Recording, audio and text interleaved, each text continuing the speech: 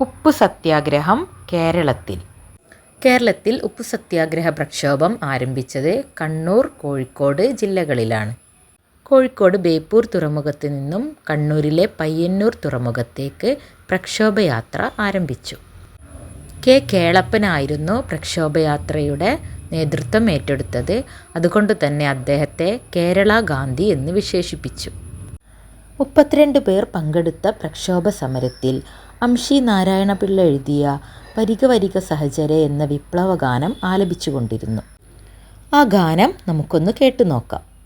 വരിക വരിക സഹചരേ, വലിയ സഹന സമരമായി കരളുറച്ചു കൈകൾ കോർത്തു കാൽ നടക്കു പോക നാം. കൺതുറന്നു നോക്കുവിൻ, കൈകൾ കോർത്തിറങ്ങുവിൻ, കപട കുടില ഭരണകൂടമിക്ഷണം തകർക്ക നാം. ബ്രിട്ടനെ വിരട്ടുവിൻ, ചട്ടമൊക്കെ മാറ്റുവിൻ, ദുഷ്ടനീതി വിഷ്ടപത്തിലൊട്ടുമേ നിലച്ചിടാ.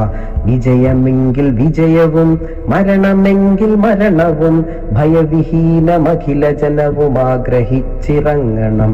വെടികളടികൾ ഇടികളൊക്കെ വന്നുമേത്തു കൊള്ളുകിൽ പൊടി തുടച്ച് ചിരി ചിരിച്ചു മാറു കാട്ടി നിൽക്കണം.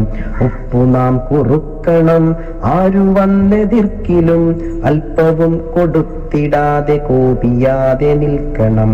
ലക്തിയില്ല തോക്കുമില്ല എങ്കിലും കരങ്ങളിൽ രക്തമുള്ള നാൾ വരെ നമുക്ക് യുദ്ധമാടണം. ഈ വിപ്ലവഗാനം നൽകിയ ഊർജത്തിൻ്റെ അടിസ്ഥാനത്തിൽ വിപ്ലവകാരികൾ കണ്ണൂരിലെ പയ്യന്നൂർ ബീച്ചിലെത്തി ബ്രിട്ടീഷുകാരുടെ ഉപ്പു നിയമം ലംഘിച്ചു. അങ്ങനെ കേരളത്തിലെ ഉപ്പു സത്യാഗ്രഹം ചരിത്രത്തിൽ ഇടം പിടിച്ചു. സമരാനുകൂലികളുടെ ഓർമ്മക്കായി കണ്ണൂരിലെ പയ്യന്നൂർ ഉളിയത്ത് കടവിൽ ഒരു സ്മാരകം പണി കഴിപ്പിച്ചു. Okay, thank you.